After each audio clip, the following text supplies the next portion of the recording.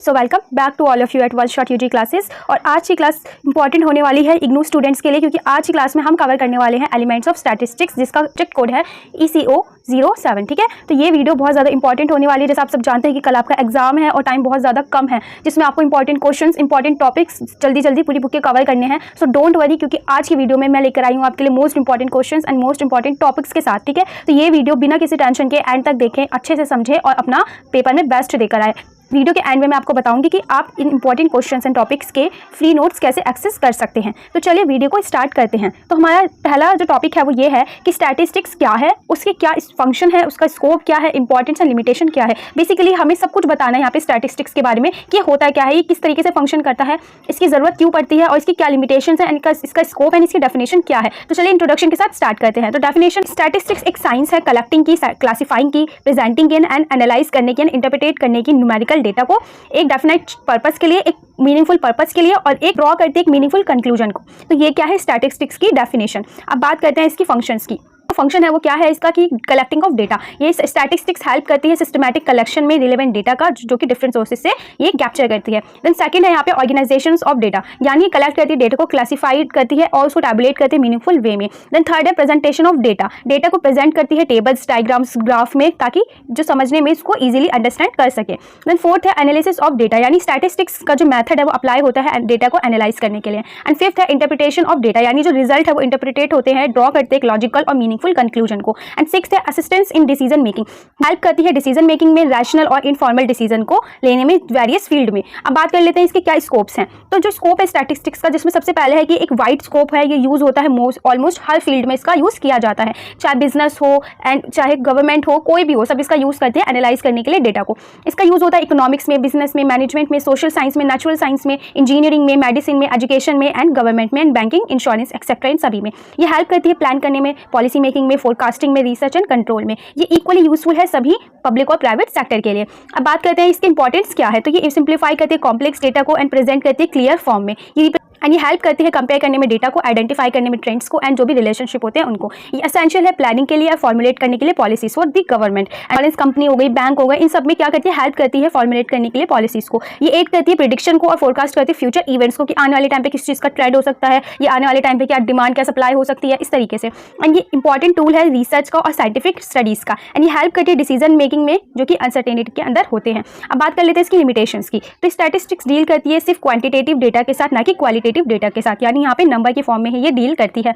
ये डील करती है एग्रीगेट के साथ, ना कि इंडिविजुअल केसेस, यानी बहुत सारे केसेस को एक साथ देखते हैं, ना कि किसी एक केसेस को। स्टैटिस्टिक्स अफेक्ट करती है एक्यूरेसी को और एडिक्वेसी ऑफ द डेटा को। एंड स्टैटिस्टिक्स क्या करती है, प्रोवाइड करती है सिर्फ अप्रॉक्सीमेट रिजल्ट, नॉट एग्जैक्ट, कि ऐसा हो सकता है, सिर्फ ये बताती है कि ऐसा हो सकता है, जरूरी नहीं कि ऐसा ही होगा। ठीक है, मिस यूज और मिस इंटरप्रिटेट किया जा सकता है रॉन्गली, कभी कभी उसका यूज हो सकता है इस तरीके से। It can not establish cause and effect relationship, ये ना तो एस्टैब्लिश करती है कॉज और ना ही इफेक्ट करती है रिलेशनशिप को। तो ये हो गया आपका first topic complete. I hope आपको समझ में आया होगा। अब चलते हैं नेक्स्ट टॉपिक की तरफ। Primary data versus secondary data क्या है, इनके बीच में डिफरेंस बताए, इनके मेरिट एंड लिमिटेशंस बताए सेकेंडरी डेटा की। ठीक है, तो अब बात करते हैं हम इंट्रोडक्शन के साथ। यहाँ पे समझते हैं सबसे पहले कि डेटा होता क्या है। तो डेटा रेफर करते हैं एक ऐसे फैक्ट एंड फिगर को जिसको कलेक्ट किया जाता है एक स्पेसिफिक पर्पस के लिए। ये किस पे बेस होता है, ये ओरिजिन पे एंड कलेक्शन पे बेस होता है, और जिसके दो टाइप्स होते हैं, पहला है प्राइमरी डेटा एंड दूसरा है सेकेंडरी डेटा। तो चलिए इनके डिफरेंस के साथ साथ इनकी मीनिंग, पर्पस एंड सोर्स को समझते हैं। तो पहला है मीनिंग। तो प्राइमरी जो डेटा है वो कलेक्ट होता है, एक फ्रेश डेटा होता है, जो कि इन्वेस्टिगेटर फर्स्ट टाइम में क्या करते हैं, कलेक्ट करते हैं स्पेसिफिक पर्पस के लिए स्टडी की। लेकिन जो सेकेंडरी डेटा होता है वो कलेक्ट होता है एंड कंपाइल्ड होता है, किसी और ने इसको पहले से ही किसी और पर्पस के लिए पहले से ही कलेक्ट किया होता है, देन उसको कोई और पर्सन उसको यूज़ करता है, वो भी किसी डिफरेंट यूज़ के लिए ही करता है। ठीक है, दूसरा सोर्स। तो ये कलेक्ट होता है डायरेक्टली इन्वेस्टिगेटर से ओरिजिनल सोर्सेज के थ्रू। एंड जो सेकेंडरी डेटा है ये कलेक्ट होता है पब्लिश और अनपब्लिश सोर्सेज, जो कि अवेलेबल होती है कहीं भी, चाहे ऑनलाइन या ऑफलाइन। Then purpose. तो पर्पस की बात करें तो जो प्राइमरी डेटा है वो कलेक्ट होता है स्पेसिफिक ऑब्जेक्टिव के लिए, जो भी करंट स्टडी करनी होती है। ठीक है, और स्टडी के लिए। और जो सेकेंडरी डेटा होता है उसका पर्पस होता है कि उसको किसी और पर्पस के लिए उसको कलेक्ट किया जाता है, जो करंट स्टडी होती है उसके लिए उसको नहीं किया जाता। कहते हैं ओरिजिनलिटी की, तो जो प्राइमरी डेटा है वो ओरिजिनल फर्स्ट हैंड डेटा होता है एंड जो सेकेंडरी है वो सेकंड हैंड डेटा होगा। टाइम की बात करते हैं टाइम कंज्यूमिंग है और यहाँ पे टाइम कम लगता है as compared to primary data. Cost की बात करते हैं मोर कॉस्टली और ये लेस कॉस्टली है। एक्यूरेसी की बात करें तो जनरली ज़्यादा एक्यूरेट है और रिलायबल है, और सेकेंडरी डेटा जो है वो as compared to primary data ये लेस एक्यूरेट है और लेस रिलायबल है। कंट्रोल की बात करें यहाँ पे, तो यहाँ पे जो इन्वेस्टिगेटर है उनके पास पूरा कंट्रोल होता है अपनी कलेक्शन ऑफ डेटा के ऊपर, एंड यहाँ पे जो सेकेंडरी डेटा है उसमें जो इन्वेस्टिगेटर होते हैं उनके पास कोई भी कंट्रोल नहीं होता कलेक्शन ऑफ डेटा पर, कि किस तरीके से डेटा को कलेक्ट किया जा रहा है, कैसे किया जा रहा है, क्योंकि वो चीज़ तो पहले हो चुकी है ना, वो तो किसी पब्लिश और अनपब्लिश सोर्स से ही उसको देख रहे हैं। देन स्टेबिलिटी की बात करें तो हाई स्टेबिलिटी होती है स्पेसिफिक स्टडी के लिए, एंड सेकेंडरी डेटा में यहाँ पे हो भी सकती है और नहीं भी हो सकती है सुटेबल स्पेसिफिक स्टडी के लिए। एग्जाम्पल की बात करें प्राइमरी डेटा में, तो जो डेटा कलेक्ट होते हैं किसके through, survey, interview, observation, experiment, questionnaires, schedule etcetera, इन सब के थ्रू वो क्या है, प्राइमरी डेटा है, वो फर्स्ट हैंड डेटा है, फर्स्ट टाइमिंग डेटा है वो, ठीक है। और जो सेकेंडरी डेटा है जैसे सेंसस रिपोर्ट हो गई, गवर्नमेंट पब्लिकेशंस हो गए, बुक हो, journal, newspaper, magazine, research paper, website etcetera, ये सब क्या है, सेकेंडरी डेटा है, क्योंकि पहले से ही पब्लिश हुआ है, देन जो इन्वेस्टिगेटर है उसको यूज़ कर रहे हैं। अब बात करते हैं मेरिट्स ऑफ सेकेंडरी डेटा, क्योंकि यहाँ पे सिर्फ सेकेंडरी डेटा के बारे में ही पूछा गया है। टाइम को बचाता है, रिलायबल होता है, हर टाइम ये अवेलेबल होता है, हमारा काफ़ी ज़्यादा वक्त को ये बचाता है। इकोनॉमिकली कैसे ये चीपर है as compared to primary data, क्योंकि यहाँ पे कॉस्ट ऑफ कलेक्शन इन्वॉल्व नहीं है, ईजिली अवेलेबल है, क्योंकि यहाँ बहुत सारी जो है ऑनलाइन हो या ऑफलाइन में बहुत सारे ऐसे पब्लिशर्स हैं और अनपब्लिशर्स सोर्सेज हैं जिनसे डेटा को, सेकेंडरी डेटा को कलेक्ट करा जा सकता है। देन फोर्थ है वाइड कवरेज, इसमें एक लार्ज एरिया लॉन्ग पीरियड जो है वो कवर होता है, जो कि पॉसिबल नहीं है प्राइमरी डेटा कलेक्शन में।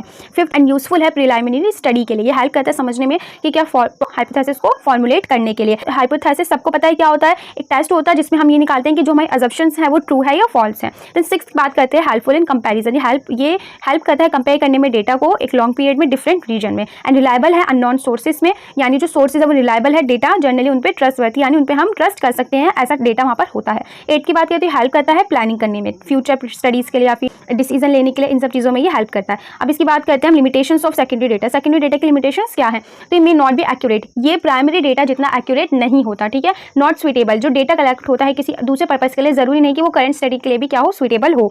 एंड इनकम्प्लीट, जो डेटा है वो कभी कभी इनकम्प्लीट भी होता है, नॉट अवेलेबल भी होता है किसी किसी फॉर्म में। एंड आउटडेटेड भी हो सकता है कि जो डेटा है वो ओल्ड हो चुका है और वो करंट सिचुएशन पे कुछ भी रिफ्लेक्ट नहीं कर पा रहा। फिफ्थ बात करें तो अननोन मेथड्स, यानी यहाँ जो डेटा जिस भी मेथड से यूज़ किया जा रहा है वो अननोन भी हो सकते हैं एंड अनरिलायबल भी हो सकते हैं। और सिक्स की बात करें तो यहाँ पे लेक ऑफ कंट्रोल है, यानी जो इन्वेस्टिगेटर है उनके पास कोई भी कंट्रोल नहीं है कि जो भी यहाँ पे कलेक्शन की गई है डेटा की, उसकी क्या किस तरीके से उसको कलेक्ट किया गया है एंड क्या उसकी क्वालिटी है उस डेटा को कलेक्ट करने की। एंड सेवंथ है रिस्क ऑफ बाइस, यानी जो डेटा है ऐसा भी हो सकता है कि वो बाइस्ड हो, यानी जो डेटा जो है वो बाइस्ड हो, या फिर जो ओरिजिनल कलेक्टर है जिसने उस डेटा को बनाया है सेकेंडरी डेटा को, उसने खुद से इन्फ्लुएंस करके उस डेटा को लिखा हो, बाइसनेस उसमें बकती है। एट है लिमिटेड डिटेल्स, कुछ डेटा ऐसे होते हैं जिसमें प्रोवाइड नहीं किए जाते जो प्रॉपर डिटेल और स्पेसिफिक इन्फॉर्मेशन होती है जिसकी जरूरत पड़ती है, तो ये सब क्या थे इसके लिमिटेशंस। तो इन शॉर्ट प्राइमरी डेटा एक ओरिजिनल, स्पेसिफिक और अंडर कंट्रोल ऑफ इन्वेस्टिगेटर होता है, यानी इसमें इन्वेस्टिगेटर का कंट्रोल भी रहता है, ये स्पेसिफिक भी है, ये ओरिजिनल भी है, लेकिन ये क्या है, ये बहुत कॉस्टली होता है और टाइम कंज्यूमिंग होता है। लेकिन अगर बात करें सेकेंडरी डेटा की, ये ऑलरेडी अवेलेबल रहता है इकोनॉमिकली, मतलब कि यहाँ पे कॉस्ट जो है वो कम लगती है, टाइम भी बचता है, और यहाँ पे लेकिन क्या होता है, यहाँ पे accuracy, lake of accuracy and suitability होती है। तो आई होप कि आपको ये टॉपिक भी अच्छे से समझ आ गया होगा। तो अब बात करते हैं डायग्रामेटिक प्रेजेंटेशन ऑफ डेटा, कि किस तरीके से डेटा को जो है प्रेजेंट किया जाता है डायग्राम के फॉर्म में। तो डायग्राम जैसे पाई चार्ट हो गया, मल्टीपल बार डायग्राम होगा, इस तरीके से। तो जो डायग्रामिक प्रेजेंटेशन होती है वो एक मेथड होता है डेटा को प्रेजेंट करने का, किसके थ्रू, डायग्राम और ग्राफ्स के थ्रू। ये एक विजुअल प्रेजेंटेशन होती है जिसमें हम डेटा को देख सकते हैं, जिसमें ये क्या करता है, जो कॉम्प्लेक्स डेटा होता है, कॉम्प्लिकेटेड डेटा होता है, उसको simple, attractive and easy to understand बना देता है। ये हेल्प करता है ये कंपैरिजन में, इंटरप्रिटेशन में और प्रैक्टिस में। अब इसकी इंपॉर्टेंस की बात करें तो ये क्या है, ये सिंप्लीफाई करता है कॉम्प्लेक्स डेटा को, अट्रैक्टिव है, ईजी टू अंडरस्टैंड है, फैसिलिटेट करता है कंपैरिजन, यानी यहाँ पे जो कंपैरिजन है, डेटा का कंपैरिजन करना यहाँ पे इजी हो जाता है, एंड टाइम बचाता है, स्पेस भी बचाता है। ये हेल्प करता है इंटरप्रिटेशन में, डिसीजन मेकिंग में, एंड ये यूजफुल है, एंड ये यूजफुल रहता है इलिटरेट एंड जनरल पब्लिक के लिए। अब बात करते हैं यहाँ पे पाई डायग्राम की, यानी सर्कुलर डायग्राम, जैसे कि आप अभी देख सकते हैं स्क्रीन पर। तो पाई डायग्राम एक सर्कुलर डायग्राम है जो कि शो करता है कि रिलेटिव साइज जो है डिफरेंट कॉम्पोनेंट का पूरे सर्कल में कितना है, यानी पूरा सर्कल यहाँ पे 360 डिग्री का होता है, जिसमें से प्रेजेंटेशन कितने की होती है, 100% की होती है। तो इसको कंस्ट्रक्ट कैसे किया जाता है, तो सबसे पहले टोटल कंपोनेंट्स को निकालना होता है कि टोटल कंपोनेंट्स कितने हैं।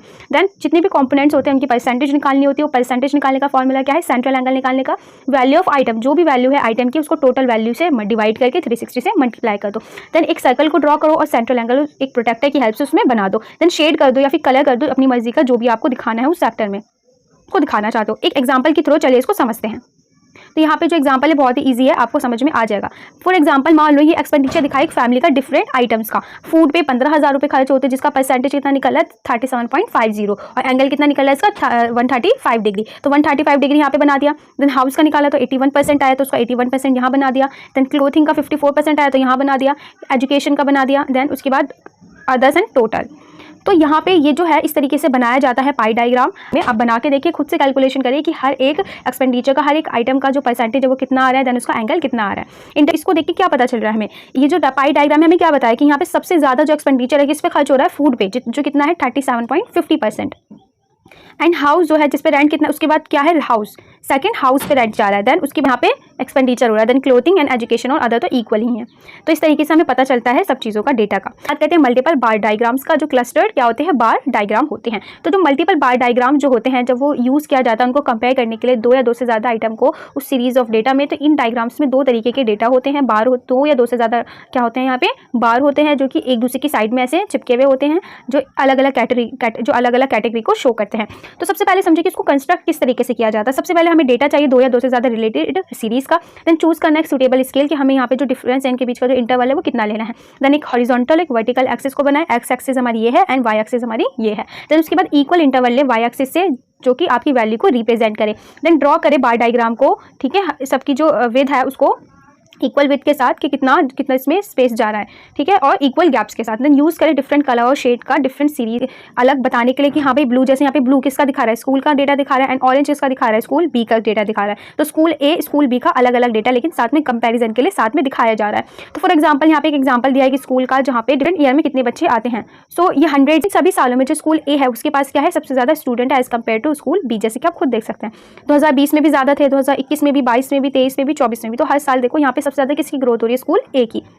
अब आगे बात करते हैं पाई डायग्राम वर्सेस मल्टीपल बार डायग्राम की। तो टाइप की बात करें, जो पाई डायग्राम है, जो पाई है, मैं पाई बोलूँगी, डायग्राम नहीं बोल रही हूँ, ठीक है। तो जो पाई है वो यूज़ होता है पार्ट ऑफ कि पूरा शो करने के लिए कि टोटल जो डेटा है कितने हिस्सों में वो बटा हुआ है। एंड यहाँ पे जो बार है वो किस लिए यूज़ होता है, कंपेयर करने के लिए दो या दो से ज़्यादा जो रिलेटेड डेटा होते हैं उनको। शेप की बात करें तो पाई सर्कल में होता है, एंड बार की बात करें तो ये रेक्टेंगुलर बार्स में होता है। पर्पस की बात करते हैं, शो करता है परसेंटेज एंड प्रोपोर्शन, एंड ये बार क्या शो करता है कि यहाँ पे कितना कंपेरिजन दूसरी कैटेगरी से में कितने कंपेरिजन कर सकते हैं। एंड बेस्ट यूज़ किसके लिए होता है, सिंगल सीरीज डेटा के लिए। जो देखो पाई डायग्राम जो है वो सिंगल सीरीज के लिए बेस्ट है, सिंगल डेटा कलेक्शन के लिए, दिखाने के लिए, प्रेजेंट करने के लिए। और जो मल्टीपल बार डायग्राम है वो जो है वो बेस्ट यूज़ किसके लिए है, उसका दो या दो से ज़्यादा सीरीज का डेटा शो करने के लिए, कंपैरिजन करने के लिए।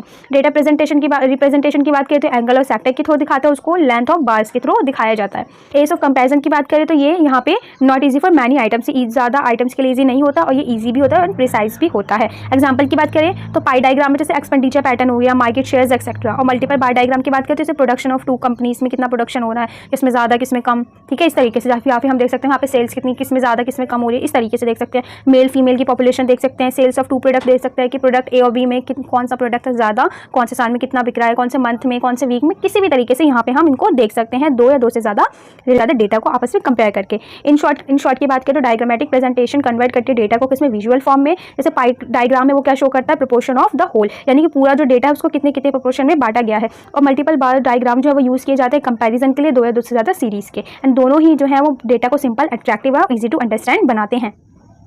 सैम्पलिंग क्या होती है, सैम्पलिंग, इसके टाइप्स क्या हैं, इसके मेरिट्स क्या हैं और इसके डिमेरिट्स क्या हैं।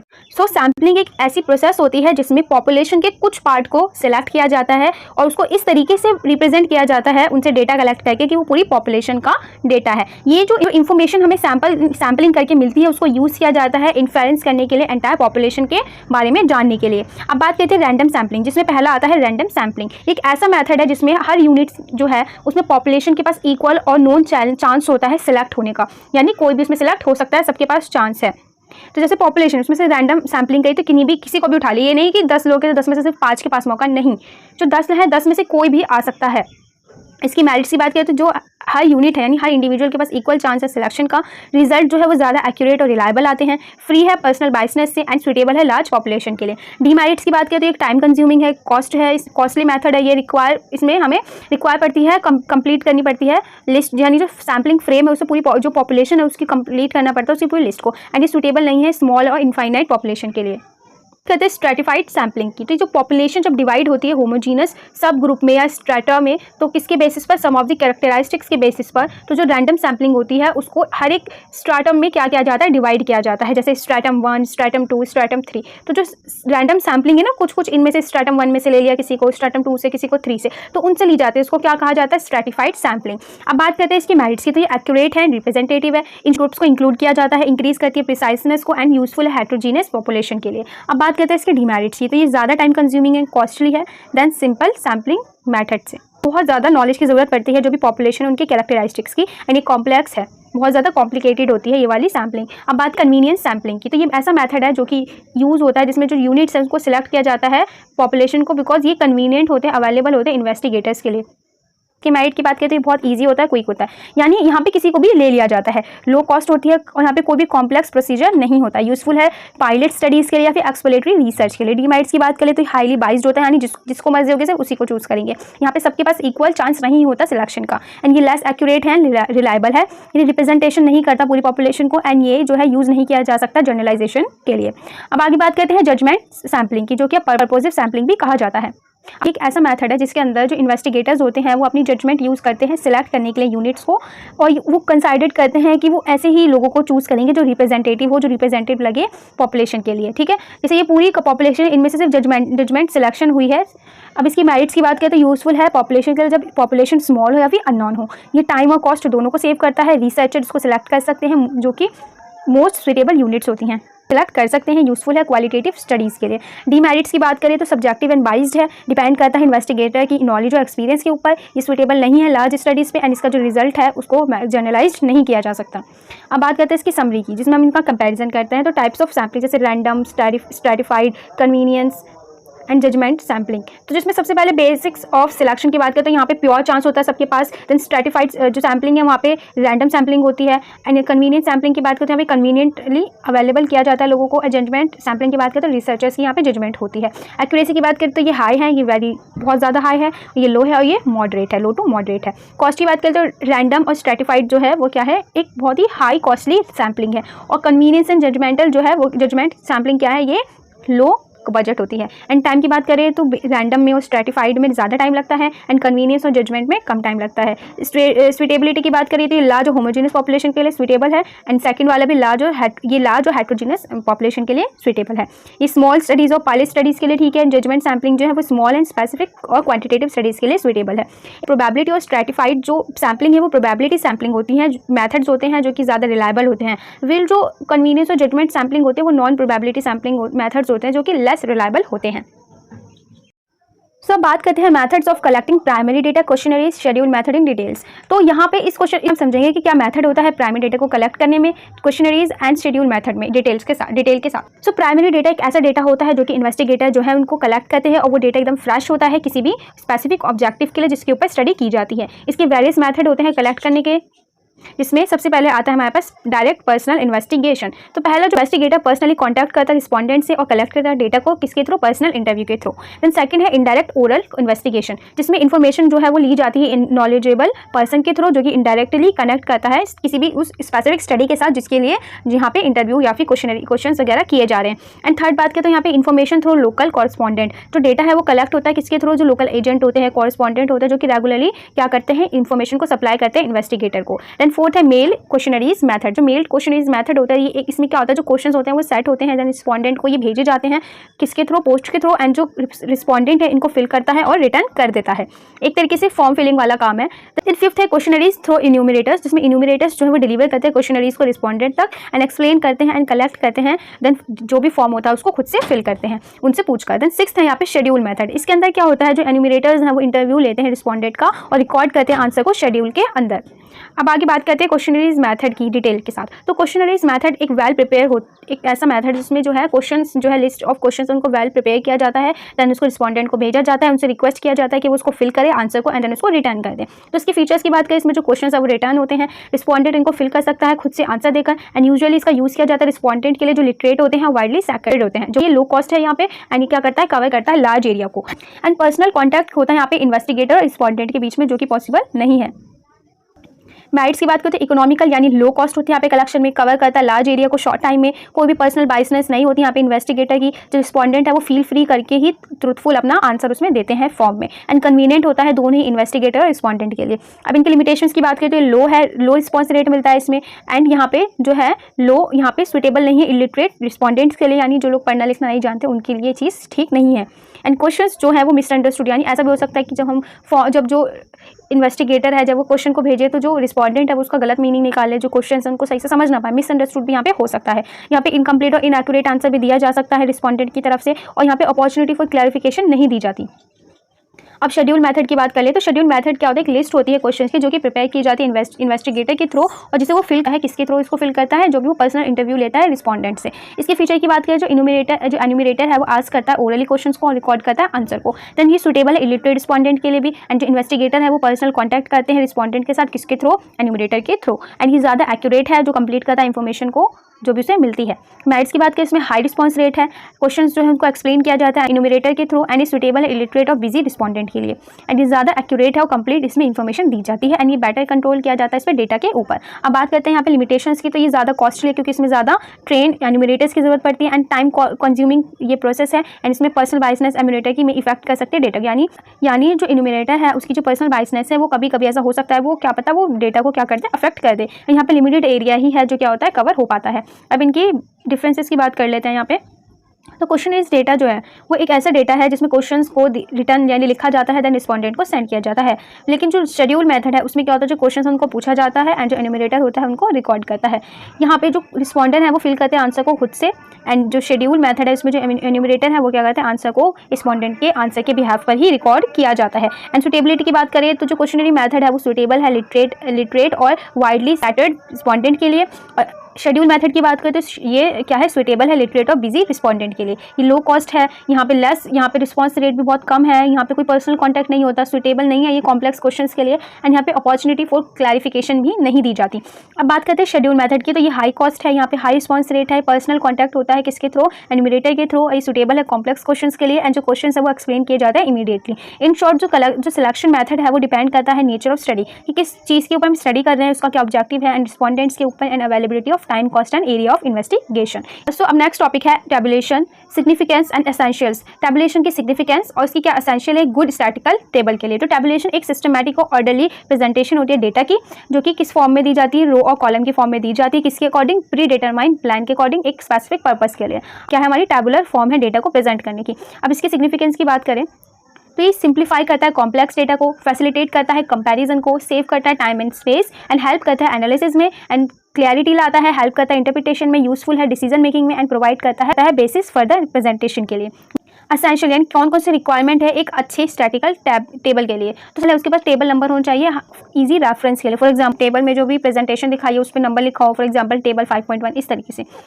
एक गुड टेबल हमेशा क्या रहता है, क्लियर रहता है, ब्रीफ रहता है और सेल्फ एक्सप्लेनेटरी टाइटल रहता है। जैसे यहाँ पे दिया है distribution of student by age and gender. अब बात करते हैं हेड नोट यानी यूनिट की, जो जिस बेसिस पे भी कैलकुलेशन की जा रही है वो वहाँ पे लिखी होनी चाहिए, जैसे नंबर ऑफ स्टूडेंट। अब जैसे यहाँ पे भी ये लिखा हुआ है एज ग्रुप, तो यहाँ टेक किया गया है जो भी हेड नोट है उसको। अब कैप्शन की बात करें कॉलम एंड हेडिंग, तो यहाँ पे जो कॉलम हेडिंग है उसको भी क्लियर होना चाहिए, ब्रीफ होना चाहिए, उसको टॉप पे होना चाहिए कॉलम के, जैसे कि यहाँ पर है। अब बॉडी ऑफ द टेबल, जो टेबल का जो फिगर है वो कैसा हो, जो बॉडी हो वो एक्यूरेट होनी चाहिए, नीट होनी चाहिए, प्रॉपर्ली अलाइन होनी चाहिए।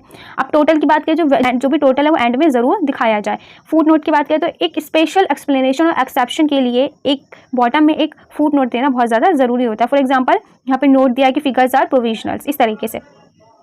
अब इनकी बात करते हैं सोर्स की, तो जो सोर्स है जिससे भी डेटा को कलेक्ट किया गया है वो भी बॉटम में क्या होना चाहिए, अवेलेबल होना चाहिए। जैसे सोर्स है एनुअल रिपोर्ट 2023। अब सिंप्लिसिटी एंड क्लैरिटी की बात करें, जो टेबल है उसको सिंपल होना चाहिए, इजी होना चाहिए, रीडेबल होना चाहिए और उसमें कोई भी अननेसेसरी इन्फॉर्मेशन नहीं होनी चाहिए। For example use short heading, avoid long captions and excessive lines. अब बात इन शॉर्ट में हम बात करते हैं कि गुड स्टैटिकल टेबल कैसा होना चाहिए। तो इसका एग्जांपल है ये distribution of student by age and gender. ठीक है, यहाँ पे नंबर स्टूडेंट्स भी दिखाए हैं, यहाँ पे टेबल के अंदर हेडलाइंस को भी शो किया गया है, एंड सोर्स भी दी गई है, टोटल भी दिया गया है और सही तरीके से ये अलाइन है। तो ये क्या है, एक गुड स्टैटिकल टेबल का एग्जांपल है। इन शॉर्ट एक गुड टेबल जो कि क्लियर हो, कंप्लीट हो, एक्यूरेट हो, सिंपल एंड सेल्फ एक्सप्लेनेटरी, यानी उसको देखकर उसको एक बार पढ़ के समझ आ जाए कि टेबल में बताया क्या जा रहा है। ये क्या करता है, रिप्रेजेंट करता है डेटा को एक ऐसी फॉर्म में जो कि टाइम सेव करता है, हेल्प करता है उसको समझने में, कंपैरिजन करने में, एनालाइज करने में एंड जो भी डिसीजन लेना आता है उसको समझने में। सो नेक्स्ट है classification of data, objective and importance. Classification of data क्या है, इसका ऑब्जेक्टिव और इसकी इंपॉर्टेंस को एक्सप्लेन करना है। तो क्लासिफिकेशन ऑफ डेटा एक ऐसी प्रोसेस जिसमें अरेंज किया जाता है रॉ डेटा को होमोजेनियस ग्रुप में और क्लासेस में किसके अकॉर्डिंग, कॉमन कैरेक्टरिस्टिक्स के अकॉर्डिंग। अब इसके ऑब्जेक्टिव की बात कर लेते हैं। पहला ऑब्जेक्टिव है कि सिंप्लीफाई करता है डेटा को, रिड्यूस करता है लार्ज मास ऑफ डेटा को, बहुत सारे कॉम्प्लेक्स डेटा को एक सिंपल वे में और सिस्टमैटिक ग्रुप में और इसको ईजी टू अंडरस्टैंड बनाता है। सेकंड, प्रेजेंट करता है डेटा को एक सिस्टमैटिक मैनर में, यानी जो डेटा उसको एक लॉजिकल ऑर्डर में अरेंज किया जाता है जिससे उसमें क्लैरिटी और अवॉइड होता है कंफ्यूजन। अब आगे बात करते हैं फैसिलिटी कंपैरिजन। तो इसमें क्या होता है, कंपैरिजन जो है वो इजी हो जाता है। यहाँ पे कंपैरिजन करना कैरेक्टरिस्टिक्स के अकॉर्डिंग या फिर डिफरेंट ग्रुप्स ऑफ क्लासेस का वो क्या हो जाता है, इजी और पॉसिबल हो जाता है। फोर्थ, रिवील करता है रिलेशनशिप को, ये हेल्प करता है डिस्कवर करने में रिलेशनशिप पैटर्न्स के बीच में और डिफरेंट ग्रुप्स ऑफ डेटा के बीच में। एंड यहाँ पे बात करते हैं फिफ्थ, तो ये सर्व करता है एक बेसिस फर्दर एनालिसिस के लिए, ये फॉर्म करता है एक बेसिस टैबुलेशन के लिए, एनालिसिस के लिए, इंटरप्रिटेशन ऑफ डेटा के लिए। एंड ये टाइम भी बचाता है, स्पेस भी ये सेव करता है। किस तरीके से कंडेंस करता है डेटा को, जिसमें क्या होता है जो टाइम है वो सेव होता है प्रेजेंटेशन में, और स्पेस जो है वो भी रिपोर्टिंग में बच जाता है, वो भी रिपोर्टिंग में बच जाता है। इंपॉर्टेंस की बात करें तो यहाँ पे सबसे पहले एसेंशियल फर्स्ट स्टेप, ये क्या है, सबसे पहला स्टेप है जो क्लासिफिकेशन है डेटा को, पहला और सबसे मोस्ट इंपॉर्टेंट स्टेप होता है स्टैटिकल एनालिसिस में। सेकंड, ये डेटा को मीनिंगफुल बनाता है, कन्वर्ट करता है रो डेटा को मीनिंगफुल इन्फॉर्मेशन में, उसमें सिमिलर डेटा को एक साथ डालकर। अब आगे बात करते हैं थर्ड, फैसिलिटेट्स कंपैरिजन, यानी इसमें क्या होता है, कंपैरिजन इजीली कर सकते हैं दो डिफरेंट ग्रुप्स में, जो कि हेल्प करता है फाइंड करने में सिमिलैरिटीज और डिसिमिलैरिटीज उन दो ग्रुप्स के बीच में। अब फोर्थ, यहाँ पे एड इन डिसीजन मेकिंग, क्या करता है, प्रोवाइड करता है क्लियर पिक्चर और फैक्ट्स की, इस इन्फॉर्मेशन से हमें क्या फैक्ट पता चले हैं, एंड हेल्प करता है कि किस तरीके से रैशनल एंड इसमें रैशनल डिसीजन मेकिंग की जा सकती है। अब फिफ्थ की बात करती है, हेल्प करता है इंटरप्रिटेशन में, ये क्या करता है, वेल क्लासिफाइड डाटा को ईजियर बनाता है इंटरप्रिटेट करने के लिए और एक वैलिड कंक्लूजन को ड्रॉ करता है। सिक्स्थ की बात करें तो टाइम सेव करता है एंड एफर्ट्स को बचाता है, ये यूजफुल है टैबुलेशन एंड प्रेजेंटेशन के लिए, प्रोवाइड करता है डेटा किसके बेसिस पे, टैबुलेशन के लिए, डायग्रामेटिक एंड ग्राफिकल प्रेजेंटेशन के लिए। क्लासिफिकेशन ऑफ डेटा क्या करता है, फर्दर एनालिसिस में भी हेल्प करता है, मतलब कि ये जो है एसेंशियल होता है अप्लाई करने के लिए स्टैटिकल मेथड्स में, like average, correlation, index, number etcetera. In short की बात करें तो क्लासिफिकेशन जो है वो ऑर्गेनाइज करता है डेटा को मीनिंगफुल ग्रुप्स में, उसको सिस्टमैटिक, सिंपल और कंपैरेबल बनाता है, सुटेबल बनाता है analysis, interpretation and decision making के लिए। सो अब नेक्स्ट है यहाँ पे miss use and distrust of statics, यानी यहाँ पे किस तरीके से स्टैटिक्स का मिस यूज़ किया जाता है एंड उसको डिस्ट्रस्ट किया जाता है। तो स्टैटिस्टिक्स क्या है, एक पावरफुल टूल है, जब उसका यूज़ किया जाता है केयरलेसली, डिसऑनेस्टी के साथ, तो वो मिसलीड करता है लोगों को और एक डिस्ट्रस्ट, अविश्वास जो है लोगों के अंदर क्रिएट करता है उनकी वैल्यू में। अब बात करते हैं इसकी मिस यूज़ की, तो जो मिस यूज़ है स्टैटिस्टिक्स का वो तब होता है जब उसको डेलिबरेटली और अनइंटेंशनली यूज़ किया जाए। तो मिसयूज़ की बात करें तो फर्स्ट है बाइस्ड डेटा कलेक्शन, यानी जो डेटा है उसमें क्या होता है, सिर्फ उन्हीं डेटा को कलेक्ट किया जाता है जो कि फेवरेबल हो और उनको इग्नोर किया जाता है जो कि अनफेवरेबल हो। फॉर एग्जांपल, एक कंपनी है जो शो कर रही है अपना प्रॉफिट फिगर आउट कर, लेकिन इग्नोर कर रही है अपने हैवी लॉसेस को दूसरे एरियाज में, सिर्फ ये दिखा रही है कि उनको इतना प्रॉफिट हुआ है कहाँ कहाँ, लेकिन जिन एरिया में उनको लॉस हुआ है वो तो अपने प्रेजेंटेशन में, वो अपने डेटा में तो वो दिखाई नहीं रही है। एंड सेकंड है इम्प्रॉपर यूज़ ऑफ एवरेज, यानी जो यूज़ किया जा रहा है एवरेज का बिना किसी कंप्लीट सिचुएशन को कंसाइडर करते हुए बनाया जा रहा है। फॉर एग्जाम्पल, एवरेज इनकम जो है वो हाई हो रही है किसकी वजह से, कुछ रिच पीपल की वजह से, बट जो मोस्ट पीपल है वो तो एक्चुअली पुअर है ना, तो यहाँ पे इस चीज़ को क्यों नहीं दिखाया जा रहा, सिर्फ जो हाई इनकम दिखाई जा रही है, भाई लोग अमीर है, कुछ लोग अमीर है ना, सब तो अमीर नहीं है। थर्ड है यहाँ पे मिसलीडिंग ग्राफ्स एंड डायग्राम, तो यहाँ पे डिस्टॉर्टेड स्केल लिया जा रहा है, यानी जो अनइक्वल स्केल्स हैं उनको लिया जा रहा है, इनकम्प्लीट डायग्राम्स हैं और अट्रैक्टिव चार्ट्स बनाए जा रहे हैं, जिस वजह से क्या हो रहा है, लोग मिसलीड हो रहे हैं। फॉर एग्जांपल, यहाँ पे एक बार चार्ट जो है उसको स्टार्ट करा जिसका स्केल 50 से शुरू हो रहा है इंस्टेड ऑफ 0, तो ये क्या शो कर रहा है, जो स्मॉल डिफरेंस शो कर रहा है एज वेरी लार्ज। अब फोर्थ की बात करते हैं यहाँ पे रॉन्ग परसेंटेज, तो ये यूज़ करते हैं इसमें परसेंटेज को बिना किसी एक्चुअल नंबर के। फॉर एग्जांपल 90% सक्सेस रेट, ये क्या शो कर रहा है, बिना जो टोटल नंबर ऑफ पीपल जिसमें इन्वॉल्व है उनको तो दिखाएंगे, सिर्फ इतना कह रहे हैं 90% सक्सेस रेट है, तो नंबर ऑफ पीपल तो बताओ कि इसमें नंबर ऑफ पीपल कितने हैं जिनको सक्सेस मिली है, ठीक है, ये सब चीज़ें। एंड फिफ्थ है मैनिपुलेशन ऑफ डेटा, इसमें अलर्टिंग और फैब्रिकेटिंग डेटा को सपोर्ट किया जा रहा है। तो यहाँ पे जिस तरीके से फॉर एग्जाम्पल यहाँ पे जो सर्वे है उसके रिजल्ट्स को चेंज किया जा रहा है ज़्यादा दिखाने के लिए कि यहाँ पे सपोर्ट किया जा रहा है पर्टिकुलर ओपिनियन के लिए। ओवर सिंप्लीफिकेशन, रिड्यूस किया जा रहा है कॉम्प्लेक्स फैक्ट को किसमें, सिंपल फिगर में, जो कि क्या करता है, मिसलीड करता है लोगों को। फॉर एग्जांपल, सेइंग कि crime rates has increase by 20% without considering population growth, यहाँ पे कहा जा रहा है कि जो क्राइम रेट है वो बढ़ता जा रहा है, 20% जो है वो 20% से बढ़ गया है, पर यहाँ पे जो पॉपुलेशन ग्रोथ है उसको तो कंसाइडर किया ही नहीं कि यहाँ पे टोटल पॉपुलेशन है कितनी, जो 20% जो इंक्रीज हुआ है क्राइम वो कैसे हुआ है। डिस्ट्रस्ट ऑफ स्टैटिक्स की बात करें तो डिस्ट्रस्ट तब होता है जब लोग जो है अपना विश्वास, जो अपना जो फेथ है उसको खो देते हैं एक्यूरेसी, ऑब्जेक्टिव और रिलायबिलिटी ऑफ स्टैटिकल डेटा में। इसमें सबसे पहले आता है डाउट अबाउट एक्यूरेसी। जो लोग हैं वो डाउट करने लगते हैं कि जो डेटा है वो कलेक्ट किया गया, जो पब्लिश किया गया वो सही है या नहीं। फॉर एग्जांपल जो सेंसस उसको फिगर आउट किया गया है कि वो डाउटफुल है, अगर पीपल ऐसा फील करते हैं कि एनुमरेशन जो है वो प्रॉपर्ली नहीं हुई। सेकंड है लेक ऑफ ऑब्जेक्टिव। जो स्टैटिस्टिक्स है उसको प्रिपेयर किया गया है बाइसनेस और प्रेशर के ऊपर, जो कि क्या करता है, लोगों के ट्रस्ट को खोता है। फॉर एग्जाम्पल गवर्नमेंट जो है वो स्टैटिस्टिक्स है वो डिस्ट्रस्टेड हो सकती है अगर वो हाइड कर रहे हैं अपने फेलियर को, सिर्फ सक्सेस को शो कर रहे हैं। देन थर्ड है यहाँ पे कॉम्प्लेक्स मेथड, यानी यहाँ पे कॉम्प्लिकेटेड मेथड जो है और जो टेक्निकल टर्म्स हैं उनको क्रिएट किया जा रहा है, सस्पिशियस किया जा रहा है लोगों के बीच में। फॉर एग्जाम्पल लोग नहीं समझ पा रहे कि किस तरीके से एम्प्लॉयमेंट रेट कैलकुलेट होता है, मे नॉट बिलीव इट। तो इस वजह से जब लोगों को पता ही नहीं कि वो कैलकुलेट किस तरीके से होता है तो लोग उस पर ट्रस्ट क्यों करेंगे कि कितना इंक्रीज हो रहा है कितना डिक्रीज हो रहा है, जब उनको यही नहीं पता कि वो कैलकुलेट कैसे होता है। तो आगे बात करते हैं लेक ऑफ ट्रांसपेरेंसी। तो जो डिस्क्लोजिंग है सोर्स की, मैथड्स की, डिटेल की, डेटा की, वो रिड्यूस करती है किसको, ट्रस्ट को। फॉर एग्जाम्पल जो कंपनी है वो रिवील ही नहीं कर रही कि कहाँ से उसने कस्टमर सेटिस्फेक्शन का जो डेटा उसने कहाँ से कलेक्ट किया ये कंपनी हमें बता ही नहीं रही है, तो यहाँ से क्या है, डिस्ट्रस्ट बढ़ता है। देन फिफ्थ है पास्ट एक्सपीरियंस। रिपीटेड एरर्स और रॉन्ग इन्फॉर्मेशन जो है वो पास्ट में जो क्रिएट होती है वो एक लॉन्ग टर्म डिस्ट्रस्ट को बनाती हैं। तरीके से रिड्यूस किया जा सकता है इस मिसयूज़ को और ट्रस्ट को बिल्ड किया जा सकता है किस तरीके से। तो सबसे पहला है जो डेटा है उसको ऑब्जेक्टिवली या इम्पार्शियली कलेक्ट किया जाए, ट्रांसपेरेंट मेथड्स और क्लियर प्रोसीजर्स को यूज़ किया जाए, डेटा को ट्रूथफुल और कंप्लीटली प्रेजेंट किया जाए एंड एजुकेट किया जाए, लोगों को अंडरस्टैंड समझाया जाए स्टैटिक्स के बारे में एंड एथिकल स्टैंडर्ड्स को फॉलो किया जाए स्टैटिस्टिक्स में। इन शॉर्ट स्टैटिस्टिक्स क्या है, एक सर्वेंट है ट्रुथ का, जो बट मिसयूज़ जो है उसको एक फॉल्सहुड में, एक टूल ऑफ फॉल्सहुड में बदल देता है। एंड ये क्या क्रिएट करता है, डिस्ट्रस्ट लोगों के माइंड में क्रिएट करता है। सो अब जितना भी आपका थ्योरेटिकल पार्ट था मैंने आपको सारा एक्सप्लेन कर दिया है। अब यहाँ से हम अपने प्रैक्टिकल एंड न्यूमेरिकल पार्ट पे चलते हैं, जिसमें आपका थोड़ा आपका थ्योरी होगा लेकिन ज़्यादा प्रैक्टिकल होगा, जिसमें न्यूमेरिकल फार्मूलाज वगैरह हैं। एंड ये आपके एग्जाम पॉइंट ऑफ व्यू से बहुत ज़्यादा इंपॉर्टेंट है। तो जितने भी न्यूमेरिकल्स मैं इसमें आपको समझाऊंगी, एग्जाम्पल्स होंगे, बहुत ही ईजी एग्जाम्पल होंगे, बहुत ईजी टू अंडरस्टैंडेबल होंगे कि आप एक बार समझो कि आपको समझ में आ जाएंगे। तो मैं आपसे यही कहना चाहूँगी कि और अच्छे से समझने के लिए आप फार्मूलाज को नोट कर लें और जो भी इसमें एग्जाम्पल हैं वीडियो को पॉज करके पहले उस एग्जाम्पल्स को खुद से सॉल्व करने की कोशिश करें। तो चलिए स्टार्ट करते हैं। पहला है arithmetic mean from frequency distribution. Arithmetic mean क्या है फ्रीक्वेंसी डिस्ट्रीब्यूशन में? तो अरिथमेटिक मीन एक एवरेज है ऑब्जर्वेशन की, जो कि कैलकुलेट की जाती है डिवाइड करके सम ऑफ ऑल ऑब्जर्वेशन को किससे, टोटल नंबर ऑफ ऑब्जर्वेशन से। डिस्क्रीट फ्रीक्वेंसी डिस्ट्रीब्यूशन का क्या फॉर्मूला है, ये एक्स बार क्या है यहाँ पे अरिथमेटिक मीन, कैपिटल एफ क्या है यहाँ पे frequency of each value and small x क्या है वैल्यू और क्लास मार्क, एंड यहाँ पे एफ एक्स क्या है यहाँ पे sum of F multiply X, and sigma F क्या है यहाँ पे टोटल फ्रीक्वेंसी। अब calculate the arithmetic mean from the following frequency distribution. ये क्लास इंटरवल दे रखा है, ये फ्रीक्वेंसी है, ये मिड वैल्यू है एंड ये एफ मल्टीप्लाई एक्स, यानी इन दोनों को क्या करा है, एक दूसरे से यहाँ पे मल्टीप्लाई किया है सबको, तब जाके ये वाला आंसर आया है। तो अब बात करते हैं इनकी सोल्यूशन की। तो सबसे पहले समझ लेते हैं स्टेप क्या है इसके। तो फर्स्ट क्या है, आपको फाइंड करना है क्लास मार्क हर ईच क्लास इंटरवल का एंड मल्टीप्लाई करना है सभी क्लास मार्क जो आपने फाइंड करे हैं उसको किससे, फ्रीक्वेंसी से, ताकि आपको एफ मल्टीप्लाई एक्स मिल सके।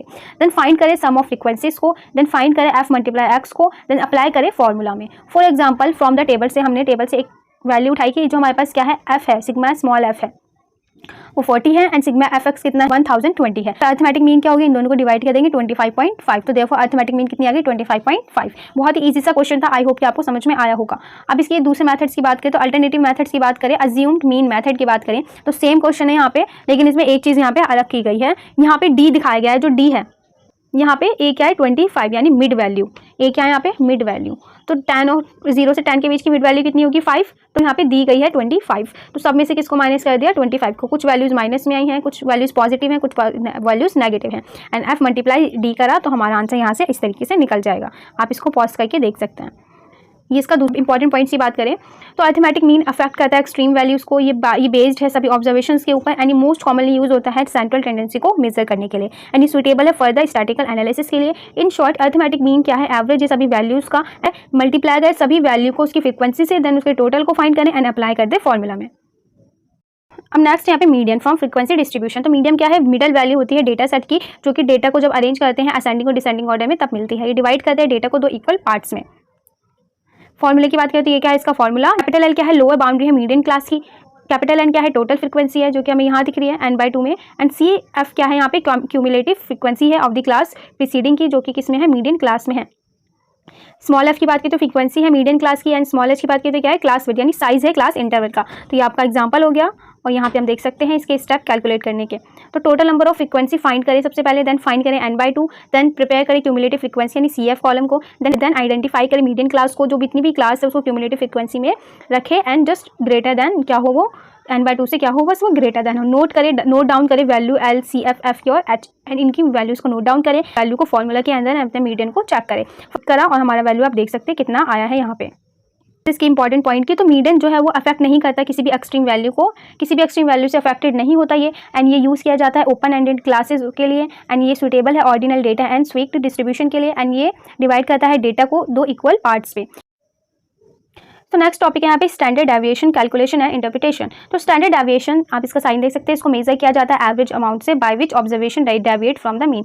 तो जो स्टैंडर्ड डेविएशन होती है उसको मेजर किया जाता है जो भी एवरेज अमाउंट होती है ऑब्जर्वेशन की जो कि मीन से निकलती है। जो स्मॉलर वैल्यू है वो क्या इंडिकेट करते हैं कि यहाँ पे लेस वेरिएशन है, और लार्ज अमाउंट जो वैल्यू है और जो लार्ज वैल्यू क्या इंडिकेट करती है कि यहाँ पे ज़्यादा वेरिएशन है। की पॉइंट्स की बात करें तो ये मोस्ट वाइडली यूज होता है मेजर करने के लिए डिस्पर्जन को, एंड ये बेस्ड होता है सभी ऑब्जर्वेशन पे, एंड क्या होती है इसमें हमेशा पॉजिटिव वैल्यू ही आती है। एंड अगर स्टैंडर्ड डेविएशन 0 है तो इसका मतलब क्या है सभी वैल्यूज क्या हैं इक्वल हैं। अब आगे बात करते हैं फॉर्मूले की। तो ये क्या है इसका फॉर्मूला एंड सभी जो साइंस हैं उनकी बता रहे हैं यहाँ पे कि कौन सा साइन, आप इसका स्क्रीनशॉट ले लें, बहुत ही इंपॉर्टेंट फॉर्मूला यहाँ पे शीट है। यहाँ पे एग्जांपल दे रखा है, वीडियो को पॉज कर लें, वीडियो को आप पॉज कर लें उसको अच्छे से समझ लें। सो बात करते हैं फिशर्स आइडियल इंडेक्स नंबर की एंड इसके एंड टाइम रिवर्सल टेस्ट की। तो इंडेक्स नंबर मेजर करता है रिलेटिव चेंज को प्राइस में जो हुआ है फिर क्वांटिटी ऑफ वैल्यू में बिटवीन 2 पीरियड, एंड यहाँ पे कैलकुलेशन टेबल हमें गिवन है, गिवन डेटा हमारे पास ये है और यहाँ से क्या निकाली हमने कैलकुलेशन डेटा को निकाला। सो अब है Karl Pearson coefficient of correlation, इसको समझना है। तो Karl Pearson coefficient of correlation measure करता है कि स्ट्रेंथ एंड डायरेक्शन जो है लीनियर रिलेशनशिप की कहाँ जा रही है 2 वेरिएबल्स की। ये इसके की पॉइंट्स हैं। अब बात कर लेते हैं फॉर्मूला और एग्जाम्पल की। तो ये क्या है इसका फॉर्मूला है, एग्जाम्पल भी दिया हुआ है, आप ये एग्जाम्पल भी देख सकते हैं। सो अगला टॉपिक है यहाँ पे Karl Pearson coefficient of skewness. तो Karl Pearson coefficient of skewness measure करता है डिग्री एंड डायरेक्शन जो भी स्क्यूनेस की होती है डिस्ट्रीब्यूशन में। ये इसका फॉर्मूला है, ये इंटरप्रिटेशन गाइड है। अब चलते हैं फॉर्मूले की तरफ। तो मैं आपको यहाँ पे जितनी भी थ्योरी जितना भी आपका प्रैक्टिकल पोर्शन है आपके सब्जेक्ट का वो मैं आपको ऊपर से समझा रही हूँ क्योंकि वीडियो काफ़ी ज़्यादा इसमें लॉन्ग हो जाएगी एंड मेरे डिवाइस में लॉन्ग वीडियोज़ जो है वो एक्सपोर्ट नहीं हो पाती। इस रीज़न की वजह से मैं वीडियोज़ को कोशिश करती हूँ कि कम टाइम में ज़्यादा समझा सकूँ। तो मेरी भी यहाँ पे एक प्रॉब्लम है, उस प्रॉब्लम को समझें एंड मैंने आपको फॉर्मूला एग्जाम्पल भी दे दिया है, स्टैंड सोल्यूशन भी आपके सामने है। तो और क्या चाहिए आपको, इसको सोल्यूशन को खुद से समझे, कैलकुलेशन के स्टेप्स को समझे एंड उसकी फिर कैलकुलेशन करें, और जहाँ पे आपको डाउट आप यहाँ पे सोल्यूशन से देख के खुद से कर सकते हैं। सो यहाँ पे इसका फॉर्मूला है, ये अरिथमेटिक मीन है, mode of distribution and standard deviation. हर एक यहाँ पे साइन का यहाँ पे बता रखा है कि कौन सा साइन किसका है। ये एग्जाम्पल है एंड स्टेप टू कैलकुलेट मैं आपको समझा देती हूँ।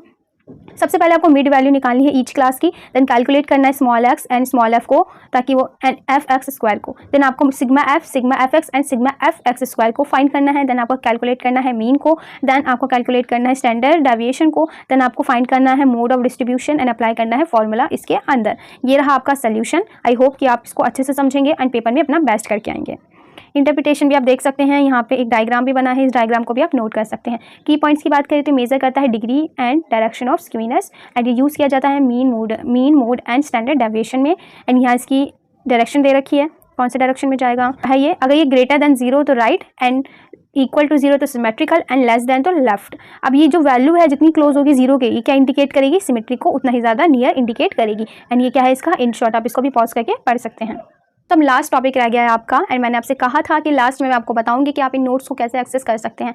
तो इसके लिए बस आपको 2 काम करने हैं। फर्स्ट, आपको चैनल को सब्सक्राइब करना है, देन जब आप चैनल को सब्सक्राइब कर ले कमेंट कर दे डन, देन मैं उस कमेंट में आपको लिंक प्रोवाइड कर दूंगी। बस आपको चैनल को सब्सक्राइब करना है, इतना सा काम करना है, कोई कॉस्ट नहीं है इन PDF को एक्सेस करने की, मैं आपसे कोई चार्ज नहीं ले रही हूँ इसका। सिर्फ एक चीज़ कि आपको चैनल को सब्सक्राइब करना है। आपका सपोर्ट, आपका लव बहुत ज़्यादा वैल्यूएबल है हमारे चैनल के लिए, हमारे चैनल की ग्रोथ के लिए और ऐसे ही इंपॉर्टेंट वीडियोस के लिए, कि टाइम बहुत ज़्यादा कम रह गया है एंड ये वही आपके जो इंपॉर्टेंट टॉपिक्स हैं जो एग्जाम पॉइंट ऑफ व्यू से बहुत इंपॉर्टेंट है, क्वेश्चन इनमें से क्वेश्चंस आते हैं। अगर आप ये लास्ट मिनट रिवीजन में भी करके जाते हैं तो काफ़ी ज़्यादा बेनिफिशियल रहेगी आपके लिए वीडियो। वही है कि बच्चे नोट्स तो लेते हैं एंड वीडियो भी देखते हैं लेकिन चैनल को सब्सक्राइब नहीं करते, तो यहाँ पे थोड़ा सा एक डिमोटिवेशन होती है। तो इस वजह से ये है कि आप चैनल को सब्सक्राइब कर देंगे तो हमें मोटिवेशन मिलेगी एंड आपको फ्री ऑफ कॉस्ट नोट्स मिल जाएंगे। टॉपिक की combined mean and combined standard deviation for 2 groups. तो जब 2 ग्रुप्स आपस में कंबाइन होते हैं तो जो कंबाइंड मीन होता है and combined standard deviation calculate किया जाता है, यूज़ किया जाता है, उसको कैलकुलेट किया जाता है, उनका यूज़ किया जाता है रिस्पेक्टिव मीन, स्टैंडर्ड डेविएशन और नंबर ऑफ ऑब्जर्वेशन को यूज़ करके। अब ग्रुप स्टैटिक्स की बात करें तो यहाँ पे एग्जांपल दे रखा है, कैलकुलेशन टेबल भी आपको प्रोवाइड है एंड यहाँ पे फॉर्मूला फॉर कंबाइंड मीन का भी है एंड यहाँ पे formula for combined standard deviation भी है एंड यहाँ पे स्टेप टू कैलकुलेट मैं आपको समझा देती हूँ, सोल्यूशन भी है इसके अंदर। आपको बस क्या करना है, खुद से ट्राई करना है एंड सोल्यूशन चेक करना है कि आपका सही है या नहीं। नोट ग्रुप्स की स्मॉल एक्स बार और स्टैंडर्ड डेविएशन को नोट करना है, दोनों ग्रुप्स के एन को कंप्यूट करना है, फाइंड करना है उनके सम को, देन टोटल नंबर को निकालना है, देन अप्लाई करना है फॉर्मूले में कंबाइंड मीन में एंड फिर उसके बाद कंप्यूट करना है ये वाला आपको, देन फिर फाइंड करें आप इसको टोटल निकालने के लिए, देन अप्लाई कर दे फॉर्मूले में फाइंड करने के लिए कंबाइंड स्टैंडर्ड डेविएशन को। ये पूरा सोल्यूशन आप देख सकते हैं। वर्किंग डिटेल्स भी है, यहाँ पे इंटरप्रिटेशन भी है, रिजल्ट भी है एंड यहाँ पे एक छोटा सा डायग्राम भी आपको अवेलेबल है। अब की पॉइंट्स की बात करें तो ये यूज़ होता है कंबाइन करने के लिए 2 या 2 से ज़्यादा ग्रुप को एक सिंगल ग्रुप में। वेटेड एवरेज जो है वो यूज़ किया जाता है किसके बेस पर, नंबर ऑफ ऑब्जर्वेशन के बेस पर एंड कंसाइडर किया जाता है दोनों को, मीन एंड स्टैंडर्ड डेविएशन को, जो भी ग्रुप्स के होते हैं उनको। एंड यूजफुल है business, economics, sociology and research में। एंड इन शॉर्ट इसका ये है जिसमें 2 यहाँ पे फॉर्मूले दिए गए हैं। तो आपके जितने भी इंपॉर्टेंट टॉपिक्स हैं सबके आपको फॉर्मूले मिल जाएंगे, स्टेप मिल जाएंगे किस तरीके से कैलकुलेट करना, विद एक्सुटेबल एग्जाम्पल मिल जाएंगे आपको जो ईजी टू अंडरस्टैंड है विद सोल्यूशन। तो ये नोट्स बहुत ज़्यादा इंपॉर्टेंट है, आपको क्या करना है, नोट्स को ज़रूर पढ़ना है, एक बार आप ज़रूर करें। जितने भी मैंने इसमें एक एग्जांपल ऐड करे हैं, आप सभी एग्जांपल्स को एक बार उनकी प्रैक्टिस ज़रूर करें। न्यूमेरिकल्स हैं उसमें कम से कम मिस्टेक निकले एंड फॉर्मूलाज आपको लर्न हो जाएं। आई होप कि आपको वीडियो अच्छी लगी होगी एंड आपने चैनल को सब्सक्राइब कर दिया होगा एंड आप कमेंट कर दें, मैं आपको नोट्स की लिंक प्रोवाइड वहाँ पे कर दूँगी। So thank you for watching and stay tune for the next video. Comment करके बताएं नेक्स्ट पेपर आपका कब है और कौन सा है एंड किस पर आपको नेक्स्ट वीडियो चाहिए। Thank you for watching, stay tune and subscribe to the channel.